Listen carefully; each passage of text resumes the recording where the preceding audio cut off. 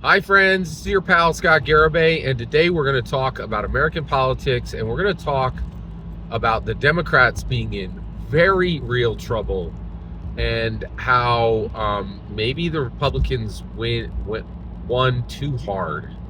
Um, yeah, let's get into this. So, I was doing what I've done for close to, I think it's been 17 or 8. I think it's like 18 years now.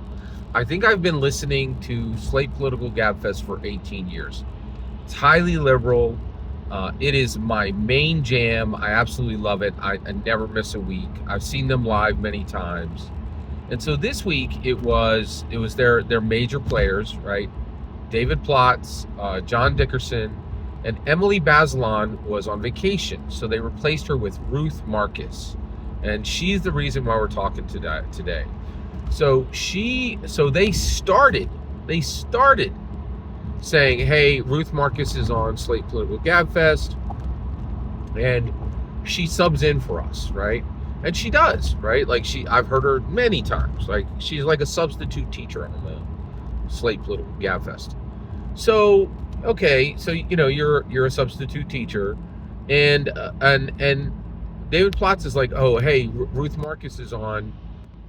So first of all, Ruth writes for the New Yorker, and he goes, "But just to be clear, she just resigned from the Washington Post and did very like a noble sacrifice, right? And so the reason why this woman resigned from the Washington Post is recently the Washington Post flipped and went from being highly liberal. I guess so the Washington Post was classically liberal for decades, and then they got bought by Jeff Bezos, and I think that started the change toward a more conservative Washington Post. And with Trump getting in, Washington Post is just just paint the pages red, like it's a Republican outlet now, right? And that's shocking, right? And so she quit, that he said a principled resignation, right? So she resigned on principle. So this is a woman who literally just stopped, just stopped working her job because her entire worldview is worthless, right? Like, literally worth less than it was before, and maybe completely worthless. So then we get into it, right? And they're chopping it up the way they normally do, and they just go from topic to topic to topic. And normally, 3-4 years ago, when Biden was in, they were like, well, these Republicans, they don't know what they're doing, they're stupid, none of their stuff works. If only they were like us and they loved, loved moonbeams and sunshine and had good in their heart. But but this time they were like, we got, they ticked it off. Trump is deporting people left and right. He's slashing the government. He is looks like he's about to settle a peace talk for the Ukraine-Russian war. He has forced every European nation to pay for their own defense, rather than we don't need an actual military. America will ride in on a white horse if anybody shows up. And they went, topic by topic by topic, and Ruth Marcus was like, we're getting beat, and they just went right down the line. They were like, we've lost young people, we've lost unions, we've lost people of color. They've lost every single bastion, even women. Women voted for Trump in droves, right? And so she was just like, they were just ticking it off. And so they opened the show with David Plotz saying, this woman has just done a principled resignation. Now, you don't need to cry for Ruth Marcus. She was able to immediately get another job, right?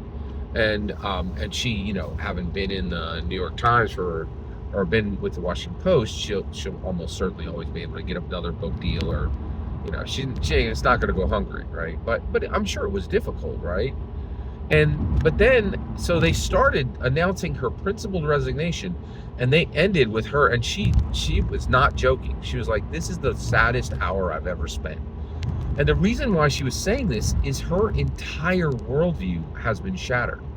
Every single and at this point, we've reached a point where Donald Trump has defeated the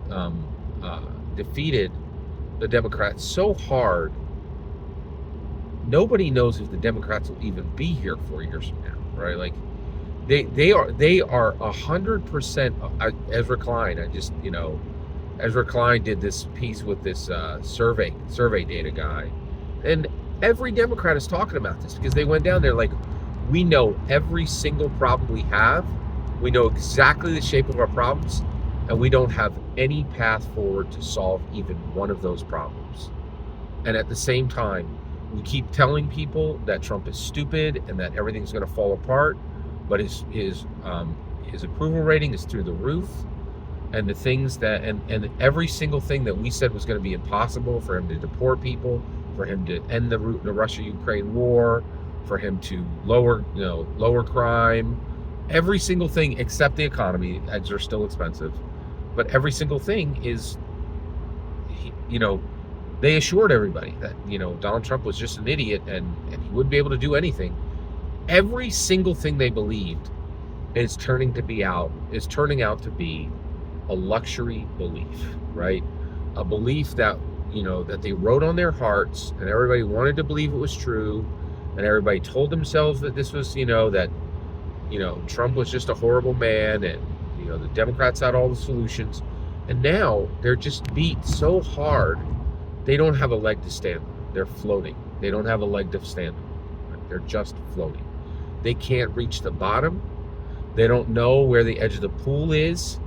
They are in a lot of trouble. I mean, a lot, right? And the only thing that the Democrats have going for them is that, at least at this point, the denials have stopped, right?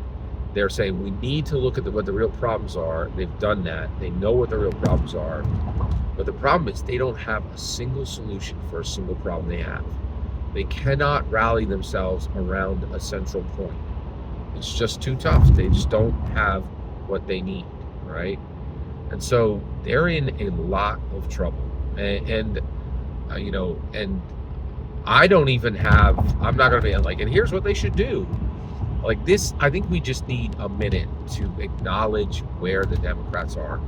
This truly is different. This is a different level of win for Republicans. And I'm not sure, well, I am sure. A lot of Republicans knew this was coming. I can tell you that right now. Carlisle, Pennsylvania has a bunch of car shows, and I go out to these car shows, and it's nothing but red country out there, right? And they knew a year. That's how I knew Trump was going to win. They knew. They were like, we're taking this country back. The Democrats have screwed this place up so bad that everybody's furious. They were saying that a year and a half ago, right?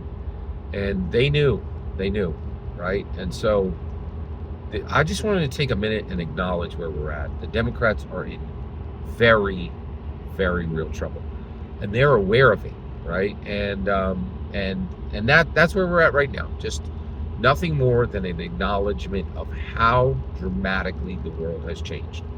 And we're not saying that every single problem is being solved by Trump, but the majority of them are, right? And one of the things, and truly every single thing that the Democrats believed is turning out to be luxury beliefs, just written on their heart, and absolutely no practical value in anything they believed, right? Nothing they were telling the Americans was real. It was just, this is a good idea. This works, from a